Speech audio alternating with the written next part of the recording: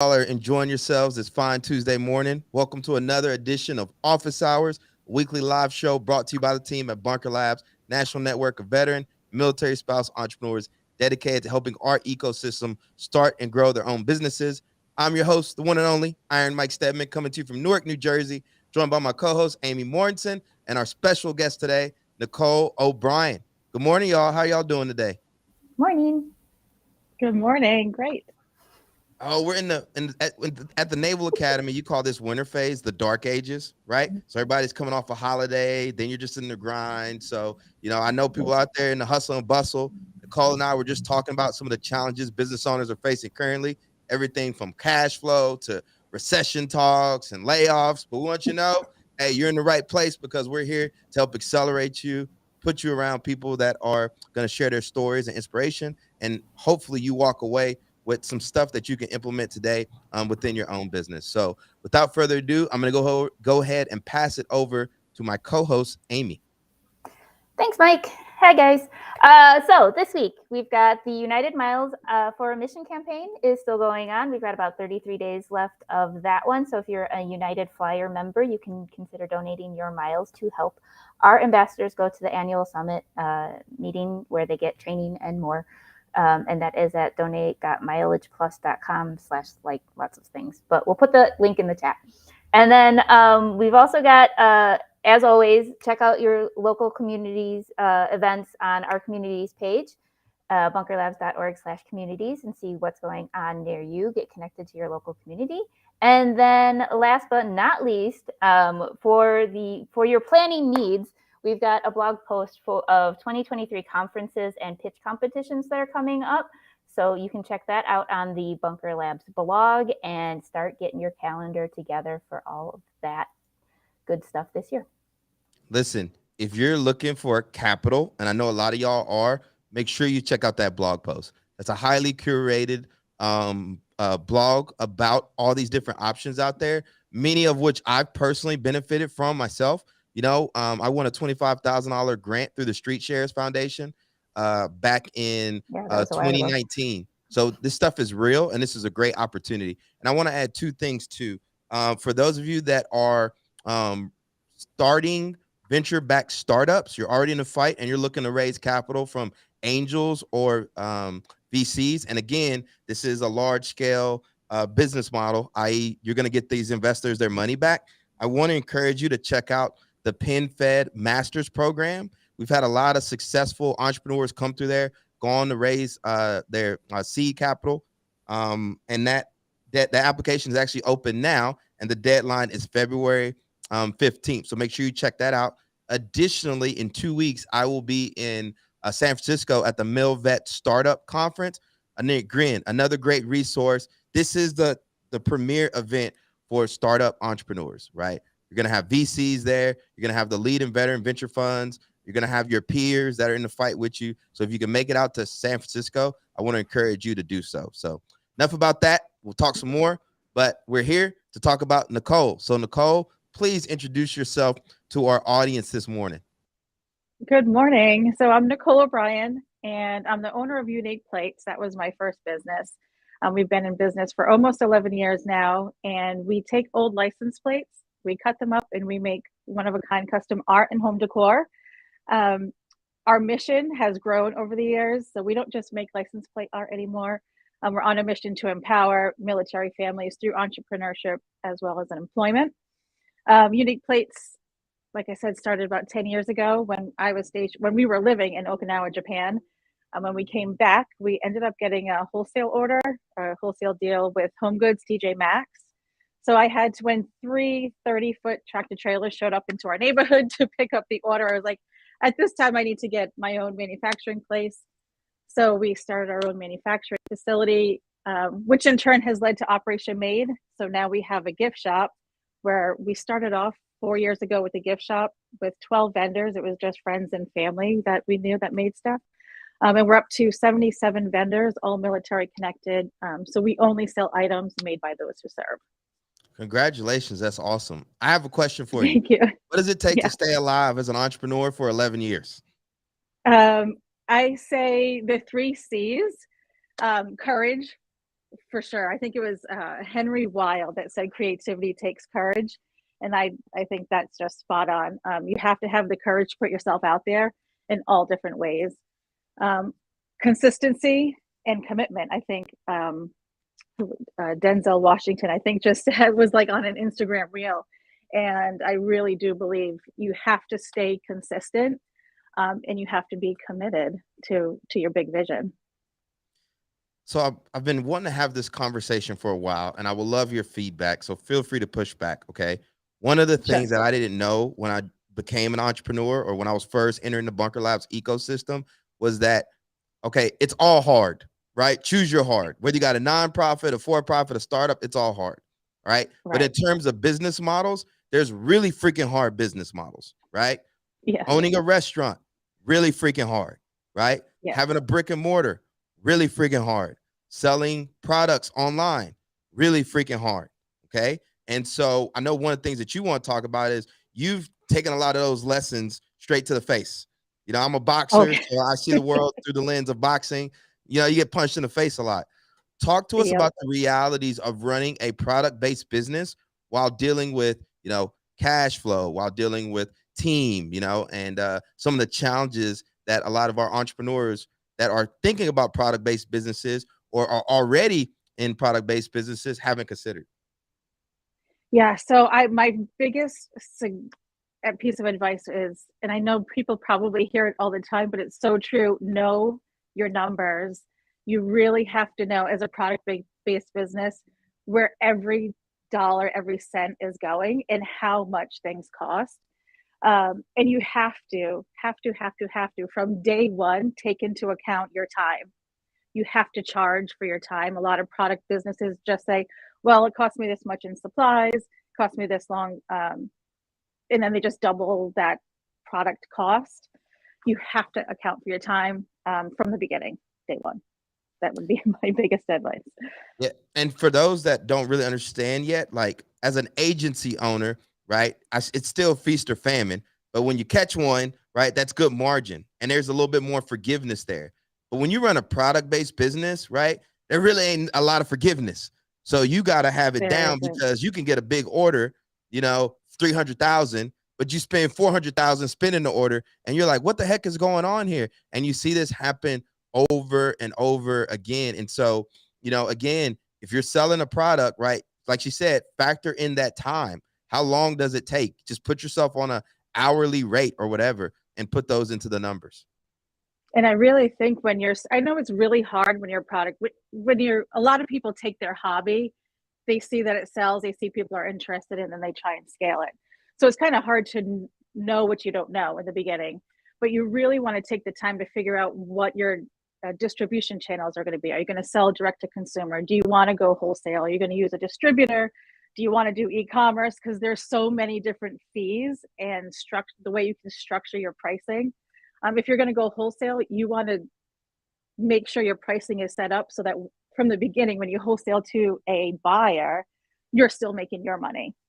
And I think a lot of product, especially like hobbyists turned into businesses, don't account for that margin where they say they set their prices to sell directly to the consumer, not factoring in that middleman. Over the last 11 years, you've seen a lot of hacks come through, you know, from, you know, oh, you got to go run Facebook ads. You got to do this. You got to do that. You got to do this. Consistency over time. Like, talk to us really what it takes to market and sell these products online. Like, where does the majority of your revenue come from? It comes from online. It started off at craft fairs. Like it's when we were in Okinawa, I sold out of the gift shops at the Marine Gift Shop and places like that. And then just social media, especially being on the other side of the world. And then I didn't know what I did. This all happened on accident. I never even thought I would ever be an entrepreneur, really. So I learned every day. Someone said when I was over there, have you ever heard of Etsy? You might want to sell your stuff on Etsy. So then I started there. Came back to the States, did a craft fair. Somebody from Home Goods saw us at a craft fair. So I guess my biggest advice would be take every opportunity because you never know what's going to come from it, really. And also test too. So you'll get Yes. feedback, right? So I think one thing that's overwhelming for a lot of our viewers today is that they say you need to be on TikTok, you need to be on Instagram, you need to be on Facebook, you need to be on all these places. And when they're a solopreneur just getting started out, right, it can feel overwhelming. So like, where should they spend the majority of their time? Even when you're 10 years in, it's overwhelming. Yeah. Yeah, so I would say know your customer. When you're first starting out, you want to pay for your time, but you also want to know if your customer. Do the craft shows, put your stuff out there, and that's where the courage really comes in, because you have to put yourself out there and listen to the feedback, constructive criticism, feedback, and then you want to amplify that feedback. If somebody says, oh, this is, you make a round canister and I used it for pencil holders, and someone bought one and was like, this makes a great wine holder. So you take that information and then you say, oh, I also have this market. So putting yourself out there and then just genuinely listening to the feedback and compounding it.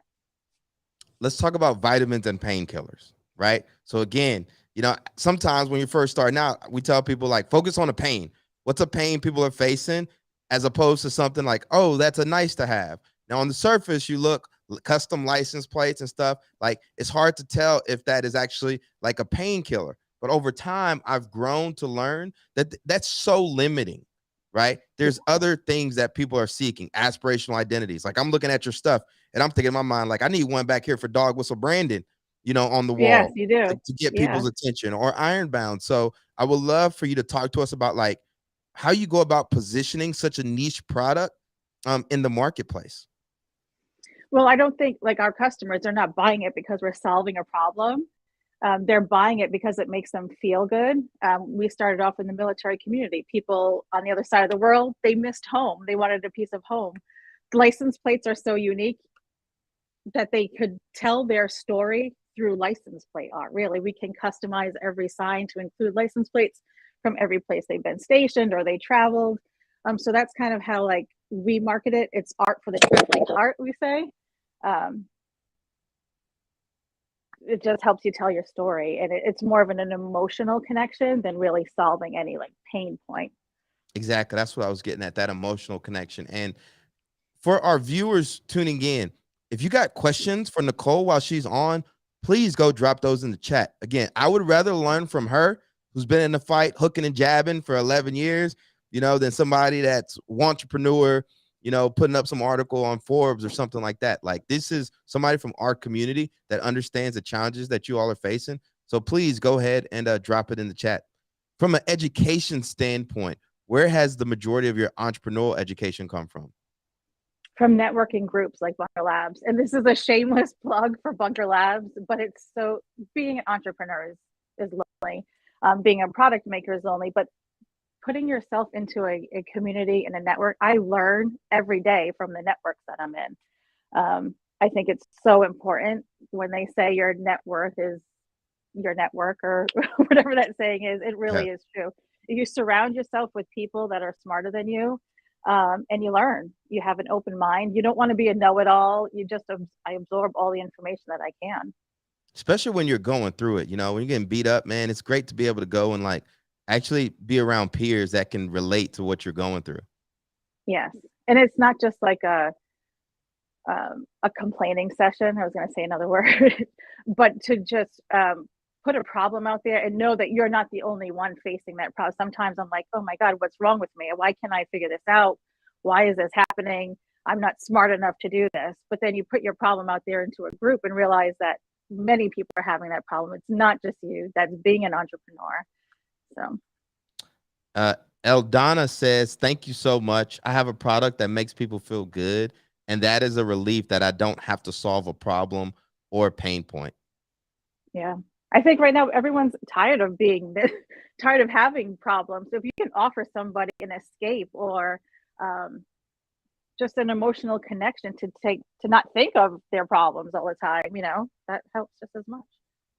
Michael Perstinger, my man, what's up, Mike? I had a chance to smoke cigars and hang out with Mike at the Military Influencer Conference. He wants to know, what has been your experience as the best way to get the word out within the military community for your product? Definitely social media. I use Instagram. I had started this before Instagram was even a thing. So it was Facebook. Instagram for me. That's what helped. Yeah, you need to get some sneezers too. Like Steph Golden calls it. You get people actually talking about your product, like, oh my God, this is so great. Where'd you get it from? You got to go check out this Instagram. So, Mike, in my mind, too, reverse engineer the process of how does somebody find about your product, right? And I think a big way too is like those networks, right? Like she said, like, yes, you know, when she was starting out, she was going to the pop-ups in Okinawa. Who was in Okinawa? A bunch of military people, active duty, etc. So look for where that community actually hangs out, like you did at Mick, right? And I would say do your best to get your products there. Yeah, I Denise, sold. We went to AFES, and I just got one of those like little vendor kiosks in the mall when you first walked in. You know, for every quarter, I would book a week there and just sell. Linda wants to know, and I know you answered that you used Etsy, but can you speak about your experience with it? Yeah, Let's so say the experience with marketplaces in general. I started on Etsy 10 years ago, and I was one of very few license plate art people. So my business really took off when I went on Etsy. I didn't have to pay for much advertising. It was a really different platform. It's come a long way in 10 years. The competition right now for I think any product category is really steep. So you have to, and that's when knowing your prices, you have to allow for your marketing budget. I think at this point you have to market and do promotions on Etsy in order to get seen, but it's worth it. I mean, we pay money for our ads and it pays off. So we just take that into account when we're doing our pricing too. I have a question. Yes. When you run into a cash crunch situation, okay, what has helped you persevere and get through that? So we always talk about diverse streams of revenue, right? So like whether it's consulting, coaching, just where you can actually get some good cash without a lot of overhead. But for you, right, like, again, you got to sell a lot of products. So what advice do you have for our viewers if they do find themselves in a cash flow situation? Well, that's really hard, and it's really it's a real problem, to be honest. And we still face it from time, like right now, it's really slow for product-based businesses.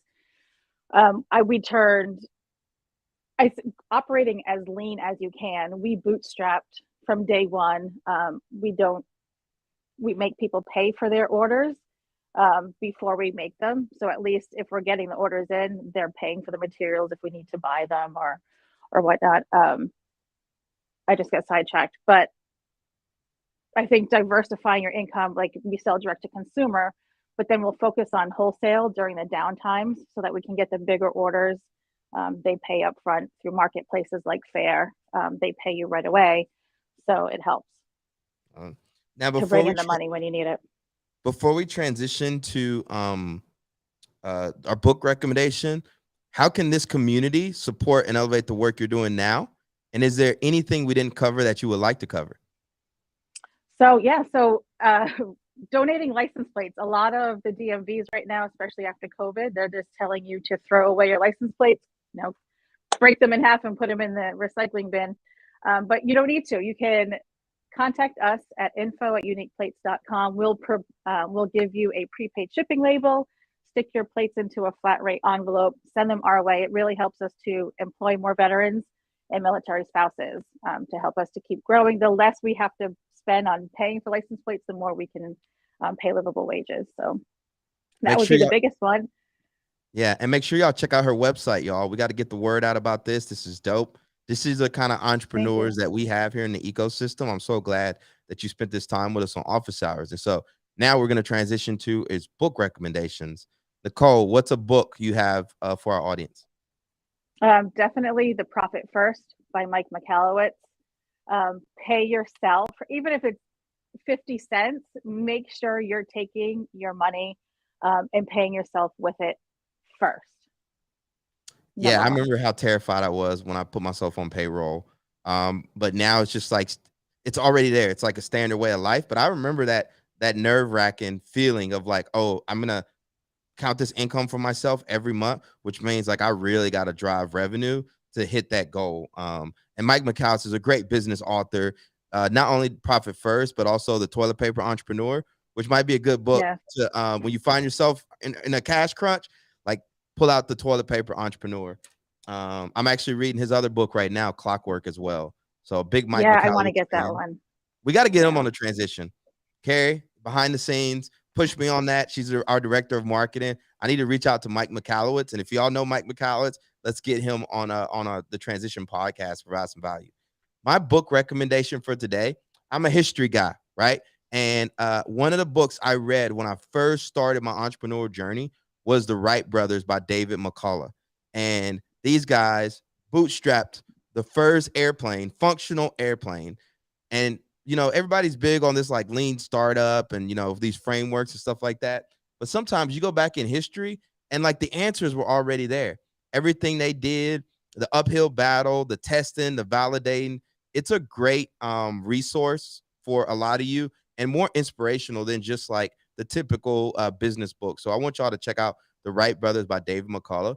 And I don't know if you can speak to this, Nicole, but like, you read a book like 10 years ago, but then you come back and you reread it and you're like different now. And you're viewing this book through like a different lens. And so there was all these books that I read when I first started, The Wright Brothers being one of them, that I'm like, man, I need to go back and read those now that I've been punched in the face a little bit as an entrepreneur, and really Yeah. understand like the realities.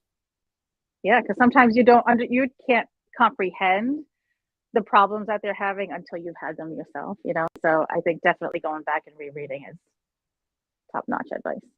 So some homework for y'all. Check out Mike McCallowitz, right? Check out The Wright Brothers by David McCullough. And I also want you, as always, make sure y'all are listening to the Transition Podcast. We are putting out content each and every week so that you don't have to feel like you're out there alone. This week, I'm releasing an episode, and I actually wrote a newsletter about how to drive revenue now, right? Again, sometimes you got to roll up your sleeves, right? And you got to actually start reaching out and talking to people. I know people love this whole automation stuff that we're trying to do, things that scale. But when you need to drive revenue, you got to go back to the basics, and that's old school sales. And so I'm going to teach you on this week's episode how to do that in the short term, sharing just this simple framework I got from Rich Litvin. Connect, invite, engage, and propose. And I'm going to spin it not only for service-based businesses, product-based businesses, and those of you out there that are raising capital. I have a newsletter for it. I'll drop it in the chat so you can see what's going to come. But make sure you subscribe to the Transition podcast. So again, you're engaging in this content, you're getting better, and you're moving forward. I'd like to acknowledge our sponsors for the podcast, which is the MetLife Foundation, which makes it possible. So as we wrap up here, what words of encouragement or advice, Nicole, would you like to leave our viewers with? I want to let them know that everything is figure outable. I think that's Marie Forleo's quote. Just start and you'll figure it out. You have help. There's networks. Don't be afraid. Have the courage to just put yourself out there and start. Awesome. Thank you, everyone, for joining us. We appreciate y'all and see y'all next week. Until next time, peace, love, and have the great rest of your week.